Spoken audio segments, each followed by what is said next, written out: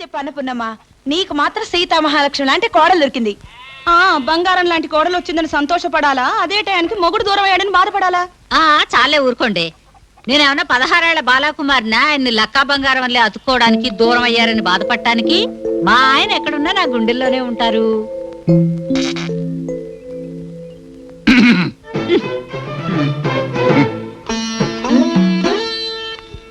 భూషయ్యన్నయ్య, వదిన గురించి నువ్వేదేదో చెప్తావు గాని నువ్వు తన గుండెల్లోనే ఉన్నావని ఎంత చక్కగా చెప్పిందో విన్నావా?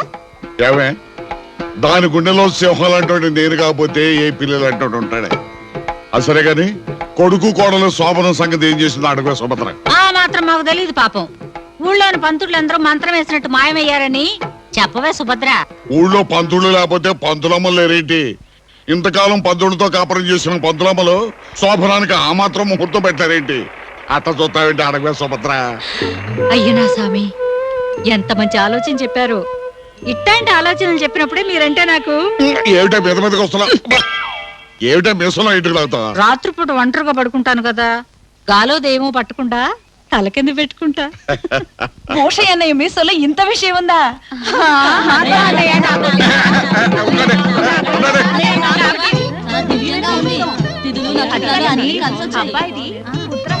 చూడండి అమ్మా, బాగా చూడండి.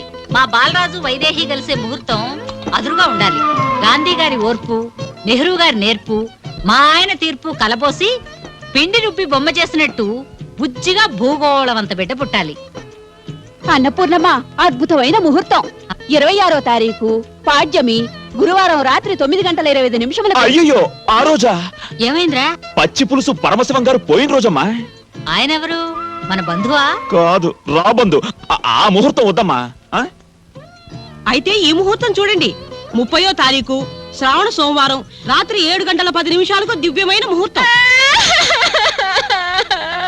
మళ్ళీ ఏమైందమ్మా? ఆ రోజు మా బామ్మ పోయిన రోజు అత్తయ్యా. ఆవిడంటే నాకెంతో ఇష్టం. ఆ రోజంతా నేను ఏడుస్తూనే ఉంటానత్తయ్యా. ఆపు తల్లి ఆపు.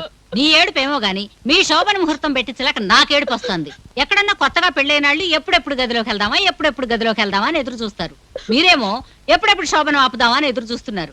అస్సలు నాకు అనుమానం, మీ ఇద్దరికి నిజంగా పెళ్ళయిందా, లేకపోతే ఈ ముద్దు ముచ్చట్లన్నీ ముందే? అబ్బే, అలాంటిదే లేదమ్మా. అన్నపూర్ణమ్మా, ఈ ముహూర్తాన్ని ఎవరు ఏ వంక పెట్టి ఆపలేరు. ఈ నెల 28వ తారీఖు శనివారం. అడవి రాముడు, అగ్గి రాముడు, సర్దార్ బాబారాయుడు, జస్టిస్ చౌదరి అయిన మన ఎన్టీ రామారావు గారి తల్లిదండ్రుల శోభన ముహూర్తం. మహర్జాతకుడు ఎన్టీ రామారావు గారి తల్లిదండ్రులకు పెట్టిన శోభన ముహూర్తమా? అయితే అదే ఖాయం చేయండి. ఆ తారక రాముడు అంతటి వాడు నాకు మనవడిగా పుట్టాలని ఆశీర్వదించండి అమ్మా.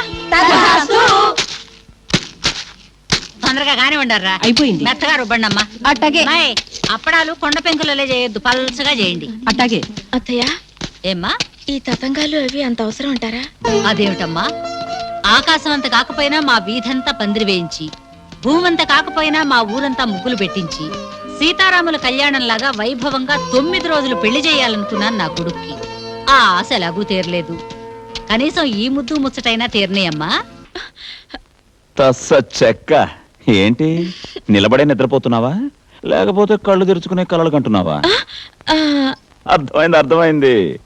పొద్దున్నుంచి ఆడవాళ్ళందరూ కలిసి తోమిన తోముడికి, కుక్కిన ఫుడ్డుకి, తాకిన తాకుళ్ళకి కాస్తంత పైత్యం చేసినట్టుంది.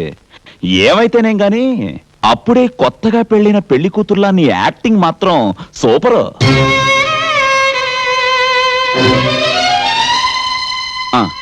ఇదిగో నీకు ఇవ్వాల్సిన డబ్బు.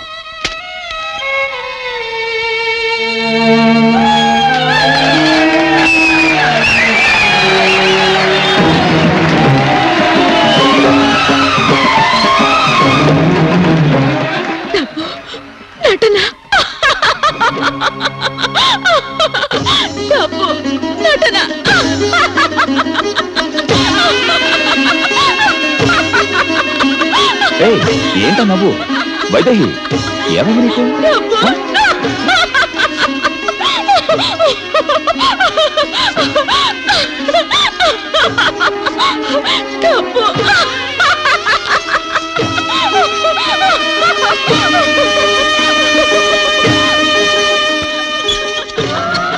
ఒరేయ్ బాబు, ఊరికే చక్కల గింతలు పెట్టకు. అలాగేమ్మా.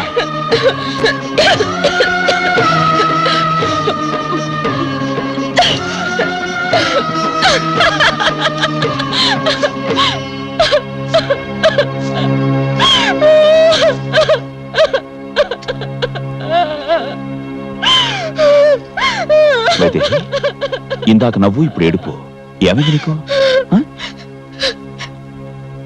ఏం లేదండి, నేను డబ్బు కోసం నటించడానికి వచ్చాను కదా, అది మర్చిపోయాను. పిచ్చి కళ్ళల్లోకి వెర్రి ఊహల్లోకి వెళ్ళిపోయాను. అందుకే ఏడవలేక నవ్వు వచ్చింది. నవ్వి నవ్వి ఏడుపు వచ్చింది, అంతే. నవ్వు ఏడుపు రెండూ కలిసి వచ్చేలా చేసిన కలేంటబ్బా? కలిసి రాని కళ కన్నీళ్ళకి చేటు. రేపే మీ ఇంటికి పంపించే ఏర్పాటు చేస్తాను. పళ్ళాలేంటమ్మా ఇంత శుభ్రంగా కడిగా? అట్టాగేనమ్మా. అమ్మా, మా ఇద్దరికి తొందరగా మంచి టిఫిన్ పెట్టు, తినేసి బయటకు వెళ్ళాలి. ఎక్కడికి రా? గుడికెళ్ళి వస్తారా? కాదు, బడికెళ్ళి వస్తాం. అయితే ఒంటేలు బెల్లప్పుడు ఇంటికి వచ్చి అన్నం తినేయాలండి. చూసావా ఎలా దెబ్బ కొట్టిందో? అది కాదమ్మా, వైదేహి వాళ్ళ అమ్మా నాన్నలను చూడాలని తెగ బెగ పెట్టుకుంది. నేను కూడా వెళ్ళి. మీ నాటకం బయటపడిపోయిందిరా. ఏంటమ్మా ఏం నువ్వు అనేది? చెప్పేసా? మీకెలా తెలిసింది అత్తయ్య గారు? ఆ మాత్రం తెలుసుకోపోతే నా వయసును చూసి నా తెలివి పక్కుని నవ్వదు. ఎరా, నీ పెళ్ళాన్ని తీసుకుని ఎక్కడికన్నా వెళ్ళాలంటే వెళ్ళు, నేను కాదన్నానా? చూసొస్తాడంట చనిపోయిన వాళ్ళ అమ్మా నాన్నని. చనిపోయారా? ఓ, నేనే చెప్పాను కదా, మర్చిపోయాను. శోభనమయ్యాక మగాడికి, పిల్లలు పుట్టాక ఆడదానికి మతిమరుపు మామూలే. చూడమ్మా, నువ్వు ఊరు వెళ్ళాలంటే ఇంకోసారి వెళ్తూ గాని. ఈ రోజు నుంచి కార్తీక మాసం, సాయంత్రం గుడికెళ్ళి దీపాలు వెలిగించాలి. సిద్ధంగా ఉండు.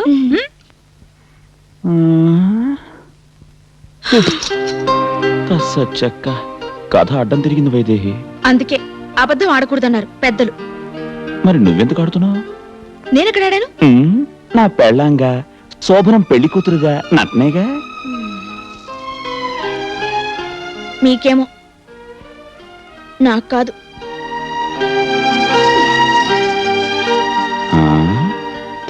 చెక్క రాత్రి శోభనానికి తినిపించిన మినపసునుండ్లు బానే పనిచేస్తున్నాయి.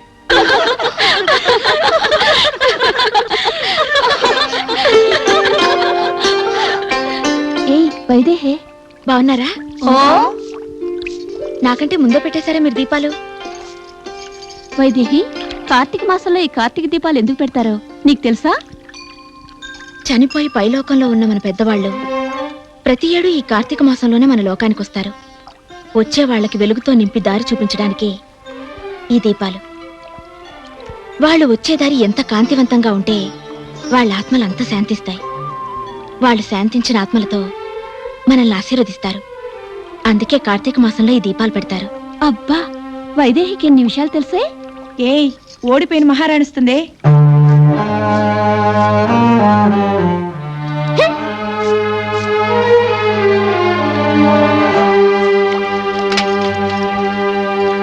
కింద పడ్డా తనదే పై చెయ్యి అన్నట్టు ఓడిపోయినా పొగరు తగ్గల చూడు. చాలా తప్పు. ఎదుటి వాళ్ళని ఎప్పుడూ మాటలతో బాధించకూడదు. బాలరాజు కోసం ఎన్ని పాటలు పడిందో, చివరికి నీకు సొంతం అయ్యాడు. అందరం అంతేగా. బాలరాజు కోసం మనందరం పచ్చ కూడా పొడిపించుకున్నాం. వైదేహికి దేవుడెక్కడో అదృష్టమైన మచ్చ వేశాడు, అందుకే తనకి దక్కాడు.